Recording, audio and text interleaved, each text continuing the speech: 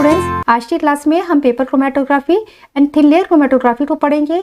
एक बहुत important topic है ये प्रैक्टिकल पॉइंट ऑफ व्यू से एंड थ्योरी पेपर के लिए भी। आज हम डिटेल में इसके प्रिंसिपल को समझेंगे, प्रोसीजर क्या होता है इसको हम डिस्कस करेंगे और साथ ही हम देखेंगे कि आरएफ वैल्यू किस तरह से कैलकुलेट की जाती है। तो चलिए हम स्टार्ट करते हैं अपनी आज की क्लास को। क्रोमेटोग्राफी एक बहुत इंपॉर्टेंट टेक्निक है जिसका यूज करके हम आसानी से किसी भी मिक्सचर में से अपने कंपोनेंट्स को सेपरेट कर सकते हैं। कंपोनेंट्स ना सिर्फ सेपरेट किए जाते हैं बल्कि कंपोनेंट्स को आइडेंटिफाई कर सकते हैं, इनको प्यूरिफाई फॉर्म में ऑब्टेन कर सकते हैं, कंपोनेंट्स का क्वालिटेटिव क्वांटिटेटिव एनालिसिस किया जा सकता है एंड फर्दर कंपोनेंट्स को एप्लीकेशन के लिए यूज में ले सकते हैं। क्रोमेटोग्राफी चाहे किसी भी टाइप की हो, सभी टाइप्स की क्रोमेटोग्राफी में दो इंपॉर्टेंट फेजेस होती हैं, stationery phase and mobile phase. And components का इंटरेक्शन दोनों फेजेस के साथ में कैसा है, इसके बेसिस पर कंपोनेंट्स सेपरेट होते हैं। क्रोमेटोग्राफी में स्टेशनरी फेज किस तरह से अप्लाई की गई है, इसके बेसिस पर क्रोमेटोग्राफी के दो टाइप्स होते हैं, planar chromatography and column chromatography. Planar chromatography के एग्जाम्पल है paper chromatography and thin layer chromatography, जिसको हम टीएलसी भी कहते हैं। इन दोनों टाइप्स की क्रोमेटोग्राफी में जो स्टेशनरी फेज होती है वो पेपर पर सपोर्टेड होती है या ग्लास की प्लेट पर या प्लास्टिक पर या एल्यूमिनियम फॉइल पर अप्लाई की जाती है। जो मोबाइल फेज होती है ये स्टेशनरी फेज पर मूव करती है by the action of capillary और बाय ग्रेविटी। प्लेनर क्रोमेटोग्राफी एक टाइप की लिक्विड क्रोमेटोग्राफी है।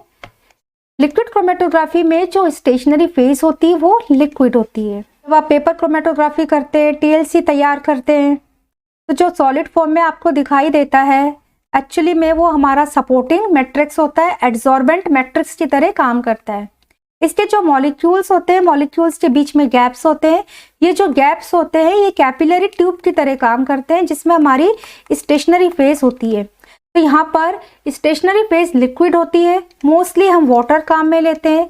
स्टेशनरी फेज का नेचर पोलार होता है एंड जो मोबाइल फेज होती है वो लिक्विड हो सकती है एंड मोबाइल फेज हमारी गैस हो सकती है and mobile phase non polar nature की होती है। तो ऐसी क्रोमेटोग्राफी जिसमें स्टेशनरी फेज पोलार नेचर की है and mobile phase non polar nature की है वो नॉर्मल फेज क्रोमेटोग्राफी होती है। पेपर क्रोमेटोग्राफी हो या टीएलसी हो, ये पार्टीशन क्रोमेटोग्राफी के एग्जांपल हैं क्योंकि यहाँ पर पार्टीशन कोफिशिएंट के डिफरेंसेस के बेसिस पर कंपोनेंट्स का सेपरेशन होता है। अब हम दोनों ही टाइप से क्रोमेटोग्राफी के प्रिंसिपल को समझ लेते हैं, बहुत इंपॉर्टेंट है। प्रिंसिपल के ऊपर आपसे कॉम्पिटिशन में प्रॉब्लम्स भी पूछी जाती हैं। प्लेनर टाइप की जो क्रोमेटोग्राफी होती है पार्टीशन प्रिंसिपल के बेसिस पर यहाँ पर डिस्ट्रीब्यूशन होता है। मीन्स इस टाइप की क्रोमेटोग्राफी में सॉल्युबिलिटी का प्रिंसिपल अप्लाई होता है।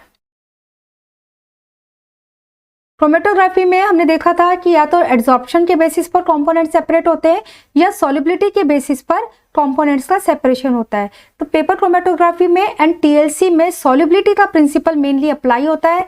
एनालाइट स्टेशनरी फेज के साथ नॉन स्पेसिफिकली इंटरेक्ट करते हैं और ऐसी क्रोमेटोग्राफी जिसमें एनालाइट का इंटरेक्शन स्टेशनरी फेज के साथ में नॉन स्पेसिफिकली होता है, वहां पर कंपोनेंट्स का सेपरेशन इनके सॉल्युबिलिटी के डिफरेंसेस के बेसिस पर होता है।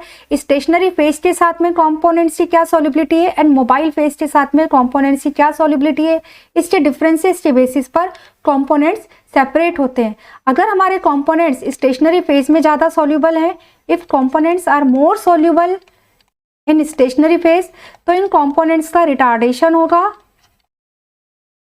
और अगर कंपोनेंट मोबाइल फेज में ज़्यादा सॉल्युबल है, मोर सॉल्युबल इन मोबाइल फेज, तो ऐसे कंपोनेंट मोबाइल फेज के साथ में फास्टली मूव करेंगे तो इनका मूवमेंट ज़्यादा होगा।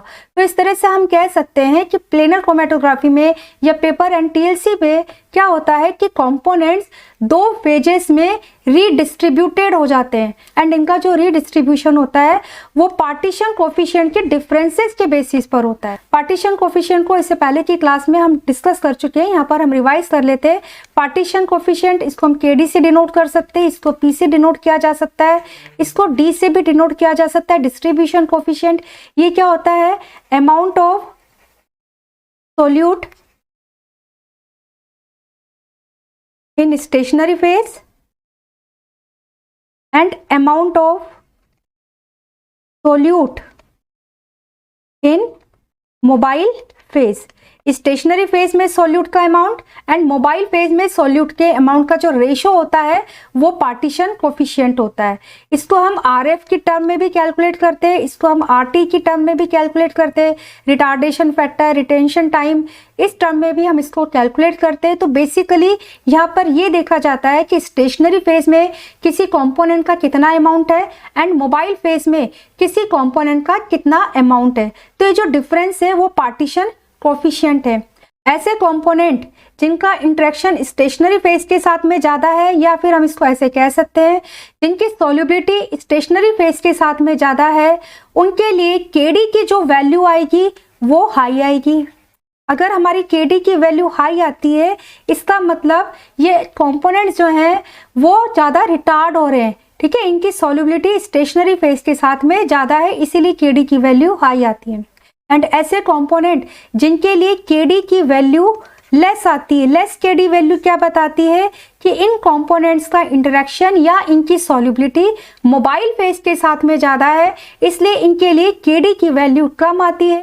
तो इस तरह से केडी की वैल्यू के द्वारा हम आसानी से बता सकते हैं कि कंपोनेंट्स का इंटरेक्शन स्टेशनरी फेज के साथ में ज़्यादा होगा या मोबाइल फेज के साथ में ज़्यादा होगा।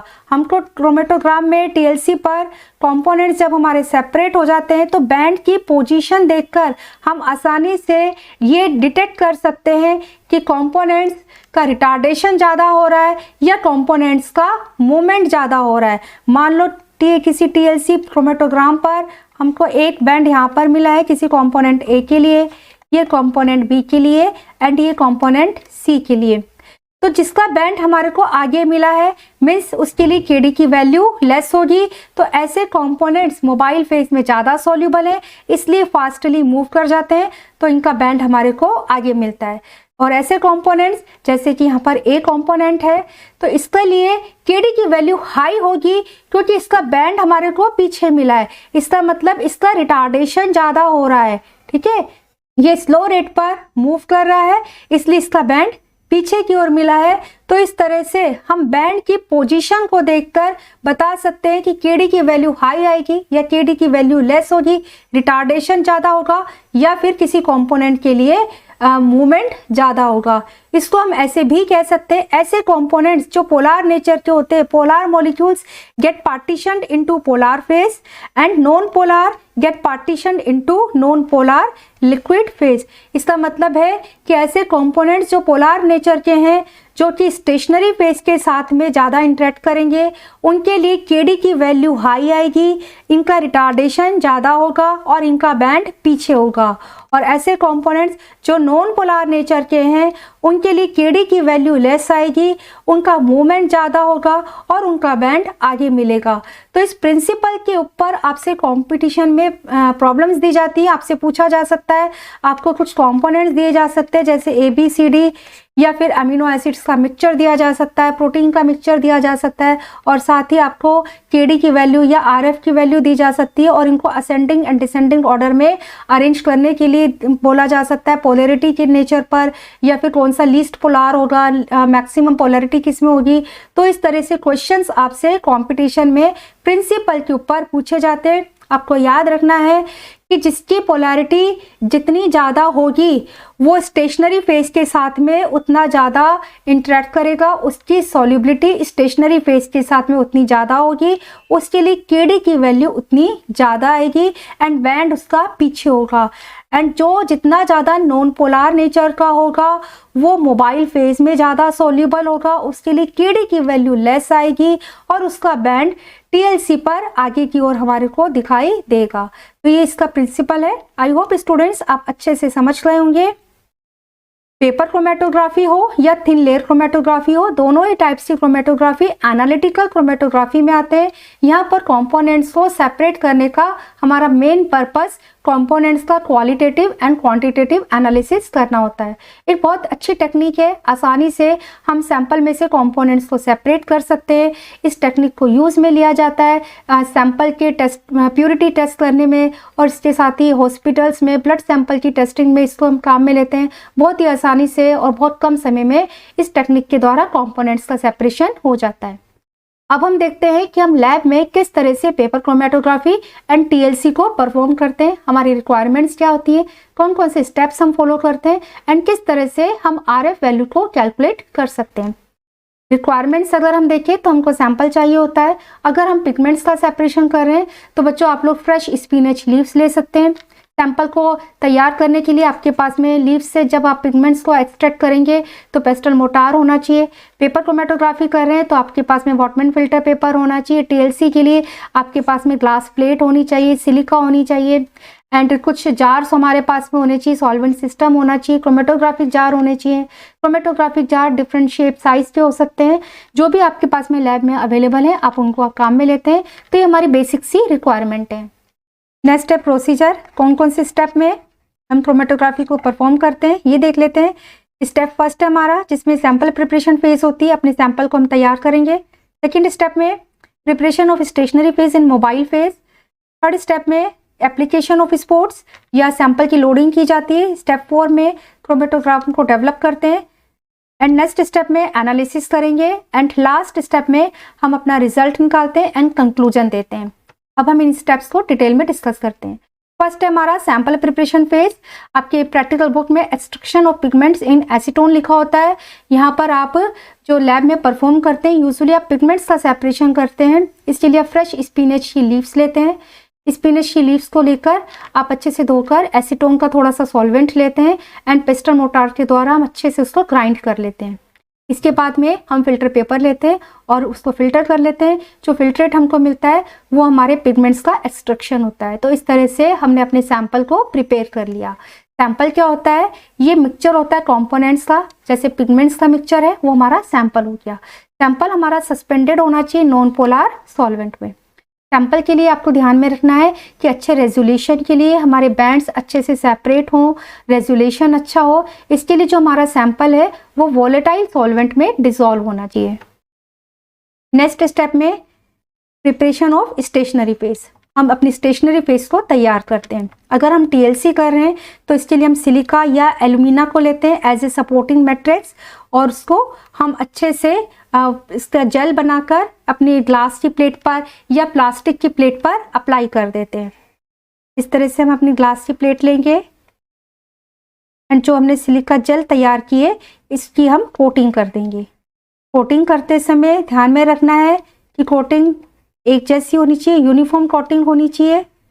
थिकनेस का हमको ध्यान रखना है। हमारा जो मेन पर्पस होता है टीएलसी करने का वो एनालिटिकल होता है एंड एनालिटिकल क्रोमेटोग्राफी में जो हम थिकनेस लेते हैं वो मैक्सिमम 0.25 मिलीमीटर की थिकनेस हमारी सिलिका जेल की होनी चाहिए। अगर हम प्रिपरेटिव कर रहे होते हैं, प्रिपरेटिव क्रोमेटोग्राफी के लिए इसकी थिकनेस 0.25 mm से 2.5 mm तक की हो सकती है, लेकिन अप्लाई करते समय बच्चों आपको ध्यान में रखना है कि जो कोटिंग होगी वो यूनिफॉर्मली हो। कोटिंग होने के बाद में इसको ड्राई करते हैं एंड ओवन में इसको 100 से लेकर 110 डिग्री सेंटीग्रेड तक के टेम्परेचर पर बेक कर देते हैं। अगर हम पेपर क्रोमेटोग्राफी कर रहे हैं तो इसके लिए हम वॉटमैन फिल्टर पेपर लेंगे एंड अपने क्रोमेटोग्राफिक जार के साइज के अकॉर्डिंगली हम स्ट्रिप्स की कट कर लेते हैं। ठीक है, हमारी जो स्ट्रिप्स होंगी उनकी जो लेंथ हम रखेंगे वो हमारे क्रोमेटोग्राफिक जार के साइज की लेंथ के अकॉर्डिंगली होंगी। हम रेक्टेंगुलर शेप में मोस्टली कट करते हैं, हम सर्कुलर भी इसको कट कर सकते हैं। तो इस तरह से हम अपनी स्टेशनरी फेस को तैयार कर लेते हैं। नेक्स्ट स्टेप है प्रिपरेशन ऑफ सॉल्वेंट सिस्टम। इस स्टेप में हम अपने सॉल्वेंट सिस्टम को तैयार करते हैं। Solvent system non polar and polar solvent का मिक्सचर होता है। इसमें नॉन पोलर का रेशो ज़्यादा होता है, इसलिए हमारा solvent system non polar nature का होता है। सॉल्वेंट सिस्टम मीन्स ये हमारी मोबाइल फेज होती है। कौन सा सॉल्वेंट सिस्टम हमको काम में लेना है, ये बायोकेमिकल लिटरेचर में हमको दिया होता है। किस रेशो में नॉन पोलर सॉल्वेंट लिया जाता है, किस रेशो में पोलर सॉल्वेंट लेना है, ये सब इंफॉर्मेशन बायोकेमिकल लिटरेचर में दी जाती हैं। एक अच्छे सॉल्वेंट सिस्टम को तैयार करने के लिए ट्रायल एंड एरर मेथड काम में लेते हैं। एक अच्छा सॉल्वेंट सिस्टम वो होता है जो कि कंपोनेंट्स का बेस्ट सेपरेशन करेगा। जब हम पिगमेंट्स का सेपरेशन करते हैं तो इसके लिए आप पेट्रोलियम ईथर लेते हैं 92 ml एंड एसीटोन लेते हैं 8 ml एंड दोनों को मिला देते हैं और इस तरह से पिगमेंट्स को सेपरेट करने के लिए हमारा सॉल्वेंट सिस्टम तैयार हो जाता है। नेक्स्ट स्टेप है लोडिंग अ सैंपल और एप्लीकेशन ऑफ स्पोर्ट्स। इस स्टेप में हम अपने सैंपल को टीएलसी पर लोड करेंगे। हम अपने टीएलसी प्लेट को हमने तैयार कर लिया। आजकल ready to use TLC plate भी मिलती है। इसके एंड पॉइंट से कुछ 2 सेंटीमीटर अबव हम एक लाइन को ड्रॉ करेंगे पेंसिल से। देन जहाँ पर हमने सैंपल को लोड करना है वहाँ पर एक छोटा सा पेंसिल से मार्क बना देंगे। हम 1 या 2 मार्क बनाते हैं, डिपेंड करता है हमारे सैंपल के ऊपर। इसका सेपरेशन करना है। इस तरह से हमने मार्क बना दिया एंड देन हम सैंपल लेंगे। हमारे पास में कैपिलरी ट्यूब होनी चाहिए या फिर माइक्रोपिपेट होना चाहिए।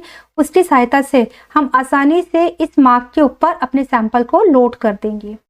जब हम सैंपल को लोड करेंगे तो आपको ध्यान में रखना है कि एक बार जब हमने अपने सैंपल को कैपिलरी ट्यूब से अप्लाई कर दिया, ठीक है, ये हमारी कैपिलरी ट्यूब हो गई, जैसे इससे हमने अप्लाई कर दिया है तो हम इसको ड्राई होने देंगे। थोड़ी देर बाद हम 2-3 बार इसको रीअप्लाई करेंगे। रीअप्लाई करते समय आपको ध्यान में रखना है बच्चों, जब आप सुपर इम्पोज करते हैं तो ओवरलोडेड नहीं हो जाना चाहिए हमारा मिक्सचर, और इसके साथ ही सुपर इम्पोज करते समय जो इसका डायमीटर है वो 2 मिलीमीटर से ज़्यादा ना हो, ठीक है, इसका आपने ध्यान रखना है। तो सुपर इम्पोज करते समय हमको बहुत ही केयरफुली काम करना है। वहीं पर हमारे को अपने सैंपल को रीअप्लाई करना चाहिए जहाँ पर हमने फर्स्ट टाइम किया था, जहाँ पर हमारा ओरिजिनल सैंपल की लोडिंग हुई थी। जितना ज़्यादा आप प्रैक्टिस करते हैं उतना ज़्यादा आप अच्छे से अपने सैंपल को लोड कर देते हैं, क्योंकि ओवरलोडिंग नहीं होनी चाहिए। ओवरलोडिंग हो जाता है तो टेलिंग इफेक्ट दिखाई देता है, सेपरेशन अच्छे से नहीं होता है। तो इस तरह से हमारा सैंपल प्रॉपरली लोड होना चाहिए। अगर हम टीएलसी काम में ले रहे हैं तो यहाँ पर आपको ध्यान में रखना है, जब आप मार्क लगाएंगे, पेंसिल से निशान लगाएंगे तो हमारी टीएलसी स्क्रैच्ड ना हो जाए, और साथ ही सैंपल जो है इतना कम लोड ना हो कि वो रन भी ना कर सके, ठीक है। तो अप्रोप्रिएट अमाउंट में हमारा सैंपल लोड होना चाहिए और इसके लिए प्रैक्टिस करनी पड़ती है, तभी हमारा अच्छे से सैंपल लोड हो जाता है। नेक्स्ट स्टेप है डेवलपमेंट ऑफ क्रोमेटोग्राम। इस स्टेप में हम अपने क्रोमेटोग्राम को डेवलप होने देते हैं। इसके लिए हमारे को chromatographic chamber and solvent system की नीड होती है। जस्ट सपोज ये हमारा क्रोमेटोग्राफिक चैम्बर है। इस तरह से हम क्रोमेटोग्राम को डेवलप करते हैं वो हम देख लेते हैं। हमने अपने क्रोमेटोग्राफिक चैम्बर को लिया। चैम्बर के दोनों साइड पर हम इस तरह से फिल्टर पेपर को लगा देंगे, ठीक है। इस तरह से हमने अपने फिल्टर पेपर को लगा दिया। फिल्टर पेपर को लगाने के बाद हमारा जो सॉल्वेंट सिस्टम है इसको हम इस चैम्बर में फिल करेंगे। यहाँ पर जो इसकी डेप्थ है वो 0.5 सेंटीमीटर से ज़्यादा नहीं होनी चाहिए। ये हो गया हमारा सॉल्वेंट सिस्टम। जो सॉल्वेंट सिस्टम है वो मोबाइल फेज होती है हमारी। अब हम अच्छे से अपने क्रोमेटोग्राफ चैम्बर को लिड से कवर कर देंगे। कवर करते समय ध्यान में रखना है कि कहीं से लीकिंग नहीं होनी चाहिए ताकि वेपर का लॉस ना हो। 25-30 मिनट के लिए हम इसको इसी पोजीशन में रख देंगे। इससे क्या होगा, जो सॉल्वेंट सिस्टम है उसकी वेपर्स जो है उठेंगी एंड ये इवनली पूरे चैम्बर में डिस्ट्रीब्यूट हो जाएंगे, जिससे हमारा चैम्बर यूनिफॉर्मली सैचुरेटेड हो जाएगा। क्रोमेटोग्राम को डेवलप करते समय आपको कुछ पॉइंट्स को ध्यान में रखना है। जैसे जो चैम्बर है वो ट्रांसपेरेंट होना चाहिए, नॉन रिएक्टिव मटेरियल का बना होना चाहिए। चैम्बर एयर टाइट होना चाहिए, सॉल्वेंट वेपर से अच्छी तरह से सैचुरेटेड होना चाहिए, तभी हमारा क्रोमेटोग्राम अच्छे से डेवलप होगा। फिल्टर पेपर को भी अब लगाना चाहिए हमको। फिल्टर पेपर से वेपराइजेशन एनहेंस होता है एंड यूनिफॉर्मली चैम्बर का सैचुरेशन होता है। टॉप को अच्छे से कवर करना चाहिए, जॉइंट्स को सील कर देना चाहिए जिससे कि वेपर लॉस ना हो। सॉल्वेंट सिस्टम जो कि हम चैम्बर में फिल करते हैं वो 0.5 सेंटीमीटर की डेप्थ तक का ही होना चाहिए। ज़्यादा सॉल्वेंट सिस्टम चैम्बर में हम नहीं फिल करते। 25-30 मिनट के बाद हम बहुत ही केयरफुली जो हमारी टीएलसी प्लेट है, जो हमारी क्रोमेटोग्राफिक स्ट्रिप है, इसको इस चैम्बर में रखेंगे। जब हम चैम्बर में रखेंगे तो यहाँ पर हमारे को ध्यान में रखना है जो हमारी बेस लाइन थी, जहाँ पर हमने अपने सैंपल को लोड किया है वो सॉल्वेंट सिस्टम से नीचे ना हो, ठीक है, मीन सॉल्वेंट सिस्टम के ऊपर होनी चाहिए हमारा जहाँ पर सैंपल लोड हुआ है। इसको अब हम जार के अंदर रख देंगे एंड देन फिर अच्छे से कवर कर देंगे। तीनों साइड से हम एल्यूमिनियम फॉइल से कवर कर सकते हैं ताकि हमारे चैम्बर में कहीं से भी लीकिंग ना हो। क्रोमेटोग्राम के डेवलपमेंट के लिए सॉल्वेंट सिस्टम की यूनिफॉर्म रनिंग बहुत इंपॉर्टेंट होती है। यहाँ आपको बहुत अच्छे से ध्यान में रखना है कि चैम्बर में जब हम अपनी टीएलसी प्लेट को रखते हैं तो जो हमारी लाइन मार्क की हमने जहाँ पर हमने अपने सैंपल को लोड किया है वो सैंपल सॉल्वेंट सिस्टम में डूबा हुआ नहीं होना चाहिए, वो सॉल्वेंट सिस्टम से ऊपर रहना चाहिए। इस पॉइंट्स को आप ध्यान में रखना क्योंकि बच्चे लोग अक्सर लैब में इसकी गलती कर लेते हैं। Now the mechanism of development, chromatogram का जो डेवलपमेंट हो रहा है उसके पीछे की मैकेनिज्म क्या है इसको हम समझ लेते हैं। ये हमारा क्रोमेटोग्राफिक चैम्बर है, दोनों साइड पर हमने फिल्टर पेपर लगा दिया, अपना सॉल्वेंट सिस्टम इसमें हमने फिल कर दिया है।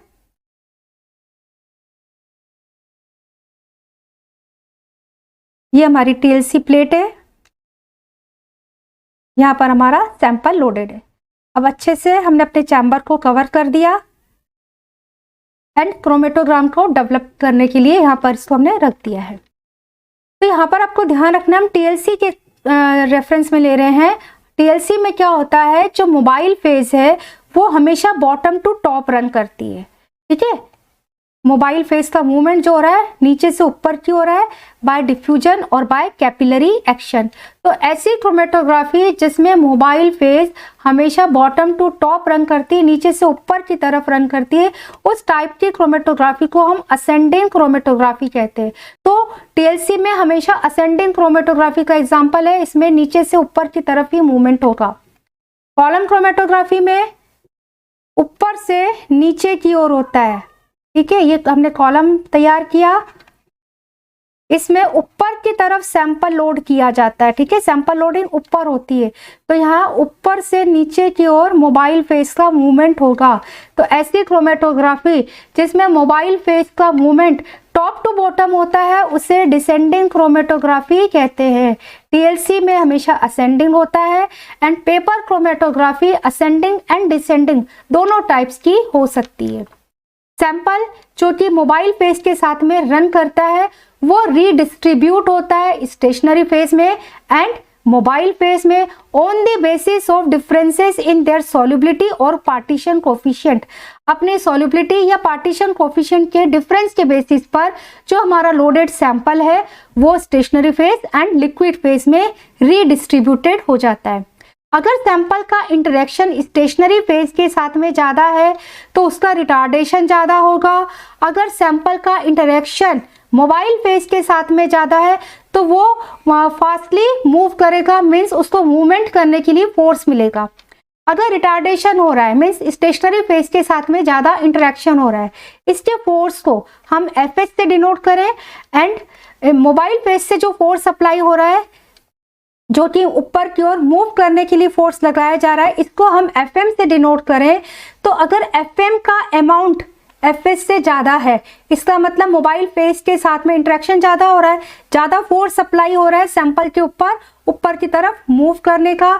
तो ऐसे मॉलिक्यूल्स स्टेशनरी फेज पर फास्टली मूव कर जाते हैं, उनका जो सेपरेशन होगा, उनका जो बैंड मिलेगा वो टीएलसी पर हमें आगे की ओर मिलेगा। लेकिन अगर एफएम की वैल्यू एफएस के इक्वल है, ठीक है, तो ऐसे मॉलिक्यूल्स सिलिका पर इमोबिलाइज रहेंगे, उनका मूवमेंट नहीं होगा। Now the position of analyte on paper chromatography और silica gel plate controlled by various multiple factors. कई फैक्टर्स होते हैं जो कि सिलिका प्लेट के ऊपर या पेपर क्रोमेटोग्राफी के ऊपर एनालाइट्स की पोजीशन को कंट्रोल करते हैं, जैसे कि नेचर और functional group of analyte, nature और composition of mobile phase, thickness of stationary phase and functional group present on stationary phase. तो ये कुछ फैक्टर्स हैं जो कि एनालाइट के सेपरेशन को कंट्रोल करते हैं। Next is analysis. क्रोमेटोग्राम जो हमारा डेवलप हुआ है वो हमारे क्रोमेटोग्राफी का रिजल्ट है। Output of chromatography is chromatogram. यहाँ पर हमको कंपोनेंट्स जो हमारे सेपरेट हो गए मिक्सचर में से, वो डिफरेंट कलर्स के बैंड्स के फॉर्म में दिखाई देते हैं। तो इस तरह से सेपरेट कंपोनेंट का डिटेक्शन हम कलर्स के बेसिस पर करते हैं। डिफरेंट कलर्स हमारे को दिखाई देते हैं, जैसे यहाँ पर कंपोनेंट ए के लिए, कंपोनेंट बी के लिए, कंपोनेंट सी के लिए। अगर हमारे कंपोनेंट्स कलरलेस बैंड बनाते हैं तो इसके लिए हम या तो स्टेनिंग करते हैं या फिर नॉन स्टेनिंग प्रोसीजर में हम ऑटो रेडियोग्राफी के द्वारा या फ्लोरेसेंस मेथड्स को यूज में करके अपने कलरलेस कंपोनेंट्स को डिटेक्ट कर लेते हैं। स्टेनिंग प्रोसेस में हम क्या करते हैं वो हम देख लेते हैं। स्टेनिंग प्रोसेस में नॉन स्पेसिफिक कंपोनेंट्स के लिए अगर हमारे को स्टेनिंग करनी है, नॉन स्पेसिफिक स्टेनिंग करनी है, तो इसके लिए हम H2SO4 का स्प्रे करते हैं and than half an hour के लिए इसको ड्राई कर लेते हैं। तो यहाँ पर जो कंपोनेंट्स होंगे वो हमारे को ब्लैक स्पॉट्स में दिखाई देते हैं। अगर स्पेसिफिकली किसी कंपोनेंट्स की हमारे को स्टेनिंग करनी है, उसका हमें डिटेक्शन करना है, तो स्पेसिफिकली किसी पर्टिकुलर कंपोनेंट्स के लिए हम अलग अलग टाइप्स के स्टेनिंग रिएजेंट काम में लेते हैं। जैसे कि अगर हमारे को अमीनो एसिड का सेपरेशन करना है तो निन हाइड्रिन हम काम में लेंगे। लिपिड्स का सेपरेशन करना है तो इसके लिए रोडामिन बी काम में लेते हैं। न्यूक्लिक एसिड का सेपरेशन करना है तो इसके लिए हम DPA स्टेनिंग रिएजेंट लेते हैं। कार्बोहाइड्रेट के सेपरेशन के लिए एनिलीन थैलेट, इसको हम काम में लेते हैं। तो इस तरह से हम स्टेनिंग करके अपने कलरलेस कंपोनेंट्स को आसानी से कलर के द्वारा अब डिटेक्ट कर लेते हैं। कुल मिला के हमारा जो एनालिसिस होता है क्रोमेटोग्राफी में वो कलर के बेसिस पर होता है। नॉन स्टेनिंग प्रोसेस में मैंने आपको बता दिया कि हम ऑटो रेडियोग्राफी के द्वारा एंड फ्लोरेसेंस मेथड को यूज में लेकर अपने कंपोनेंट्स को डिटेक्ट कर लेते हैं। देन हम रिजल्ट निकालेंगे। रिजल्ट के लिए क्या करेंगे, हम ये जो हमारी बेसलाइन है एंड जहाँ पर हमारा मोबाइल फेस मैक्सिमम फ्लो कर गया है, इसको हम सॉल्वेंट फ्रंट भी कहते हैं, इसकी डिस्टेंस को हम मेजर कर लेते हैं। ठीक है, तो ये हो गई हमारे DM distance of mobile front. ये मोबाइल फ्रंट की डिस्टेंस हो गई। इसी तरह हम कंपोनेंट ए के लिए डिस्टेंस ऑफ कंपोनेंट ए इसको मेजर कर लेंगे।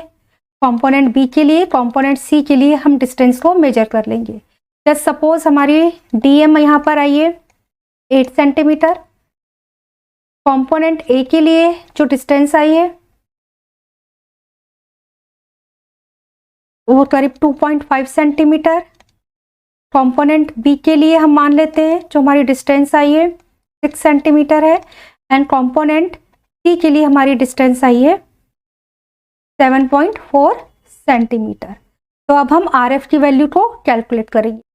RF वैल्यू होती है हमारी, RF वैल्यू को कैलकुलेट करने के लिए फॉर्मूला है distance travelled by solute and distance travelled by mobile phase और सॉल्वेंट। तो RF is equal to DS upon DM। ठीक है, अब हम सभी जो कंपोनेंट्स हमारे A B C इन तीनों की जो डिस्टेंस आई है उसको हम डिवाइड कर देंगे मोबाइल फेस की डिस्टेंस के साथ में एंड पर्टिकुलर सभी कंपोनेंट्स के लिए हम RF की वैल्यू को कैलकुलेट कर लेंगे। RF for A 2.5 upon 8। इसी तरह B के लिए निकाल लेंगे। RF फॉर B 6 लिया था हमने, 6 upon 8 and RF for C 7.4 upon 8। यहाँ पर हम कैलकुलेट करेंगे एंड A के लिए जो वैल्यू आएगी वो लगभग होगी 0.31। B के लिए जो वैल्यू आ जाएगी वो नियर अबाउट हो जाएगी 0.75 एंड C के लिए जो वैल्यू आ जाएगी वो नियर अबाउट हो जाएगी 0.92। तो इस तरह से हमने अलग अलग कंपोनेंट्स के लिए इनकी RF वैल्यू को कैलकुलेट कर लिया। यहाँ पर आपने ध्यान रखना है RF वैल्यू कभी भी 1 से ऊपर नहीं होती। ठीक है, मैक्सिमम RF वैल्यू 1 होती है क्योंकि जो हमारा सॉल्यूट है वो सॉल्वेंट फ्रंट से कभी भी ऊपर नहीं जाएगा। RF वैल्यू को कैलकुलेट करने के बाद हम आसानी से अपना कंक्लूजन दे सकते हैं। इसके लिए आपको ध्यान रखना है जो RF वैल्यू होती है is directly proportional to the interaction with mobile phase and RF value is also directly proportional to the non-polarity of molecule. इसी तरह RF value is inversely proportional to the interaction with stationary phase and RF value is also inversely proportional to the polarity of molecules. इसका मतलब है कि जो polar molecules होंगे उनके लिए RF की वैल्यू कम आएगी एंड जो नॉन पोलार मॉलिक्यूल्स होंगे उनके लिए RF की वैल्यू ज़्यादा आएगी। तो यहाँ पर हमारे को 3 कंपोनेंट्स दे रखे, component A, B and C। इसके लिए अगर हम RF की वैल्यू देखें तो हम आसानी से बता सकते हैं लीस्ट पोलार मॉलिक्यूल कौन सा है।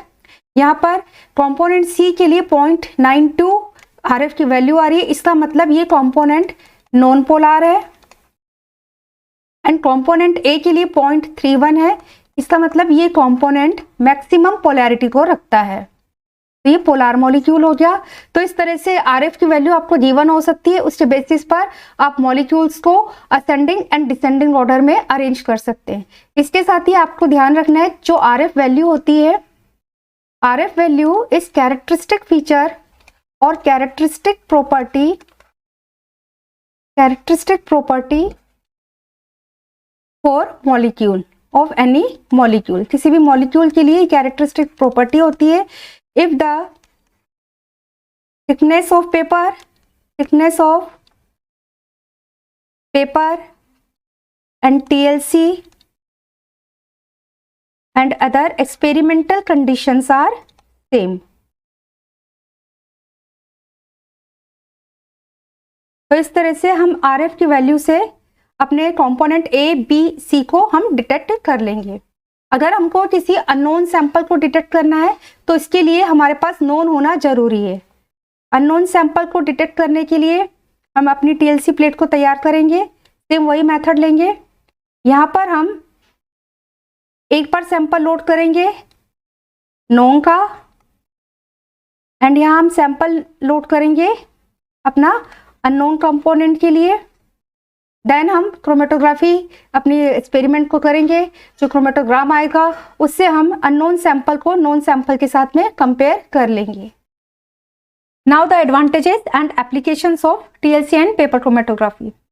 एडवांटेजेस देखें, need less amount of sample. ये ऐसी टेक्निक है जिसमें हम बहुत कम सैंपल के द्वारा भी आसानी से मॉलिक्यूल्स का सेपरेशन कर सकते हैं। लेस एक्सपेंसिव है, बहुत कम खर्चा आता है, कॉस्ट फ्री है, इजीली परफॉर्म्ड हो जाती है, बहुत कम समय में हम अपने कंपोनेंट्स का सेपरेशन कर सकते हैं। फास्ट एनालिसिस होता है, स्ट्रेट फॉरवर्ड डिटेक्शन होता है, आसानी से हमारे को कंपोनेंट्स के कलर के थ्रू बैंड्स दिखाई दे जाते हैं और हम बहुत ही स्ट्रेट फॉरवर्ड मैनर में अपने कंपोनेंट्स का डिटेक्शन कर सकते हैं। इजीली हम RF की वैल्यू को कैलकुलेट कर सकते हैं। तो इस तरह से TLC के द्वारा बहुत कम समय में, बहुत कम खर्चे में इसको परफॉर्म करने के लिए बहुत कम जगह की ज़रूरत होती है। हम अपने कंपोनेंट्स का सेपरेशन कर सकते हैं, उनका क्वालिटेटिव क्वांटिटेटिव एनालिसिस कर सकते हैं। Now the application analysis of components. हम आसानी से TLC क्रोमेटोग्राफी टेक्निक के द्वारा या पेपर क्रोमेटोग्राफी टेक्निक के द्वारा अपने कंपोनेंट्स का क्वालिटेटिव क्वांटिटेटिव एनालिसिस कर सकते हैं। बायोमोलिक्यूल्स का आइडेंटिफिकेशन किया जा सकता है। हॉस्पिटल्स में इनको यूज में लिया जाता है ब्लड सैंपल की टेस्टिंग में, ब्लड में अल्कोहल का अमाउंट को टेस्ट करने के लिए या फिर निकोटीन का या किसी ड्रग को टेस्ट करने के लिए हम ब्लड में जो सैंपल हॉस्पिटल्स में जो ब्लड की टेस्टिंग होती है वो TLC एंड पेपर क्रोमेटोग्राफी के द्वारा होती है। मोस्टली हम TLC को काम में लेते हैं। क्वालिटी टेस्टिंग के लिए, फूड क्वालिटी की टेस्टिंग के लिए इसको काम में लिया जाता है। किसी सैंपल में इम्प्योरिटीज़ को चेक करने के लिए इसको काम में लिया जाता है। वाटर सैंपल है, इसमें कितना अमाउंट में इम्प्योरिटीज़ है, इसको भी हम बहुत आसानी से TLC मेथड के द्वारा चेक कर सकते हैं। देन केमिकल रिएक्शन की प्रोग्रेस को चेक करने के लिए, केमिकल रिएक्शन की मॉनिटरिंग करने के लिए एंड बायोमोलिक्यूल्स और अदर मॉलिक्यूल्स के एस्टिमेशन के लिए TLC मेथड को काम में लिया जाता है। स्टूडेंट्स, आज की क्लास में हमने paper chromatography and thin layer chromatography को डिस्कस किया है। वीडियो अच्छा लगे तो आप लाइक जरूर करें, अपने फ्रेंड्स के साथ में शेयर करें। टॉपिक के रिगार्डिंग आपकी कोई क्वेरी है तो आप मुझे मैसेज कर सकते हैं। नोट्स के लिए आप मुझे मैसेज कर सकते हैं, डिस्क्रिप्शन में मेरा नंबर दिया गया है। साथ में कनेक्टेड रहें। नेक्स्ट क्लास में हम कॉलम क्रोमेटोग्राफी को पढ़ेंगे। चैनल को सब्सक्राइब करना मत भूलें। Thank you so much students.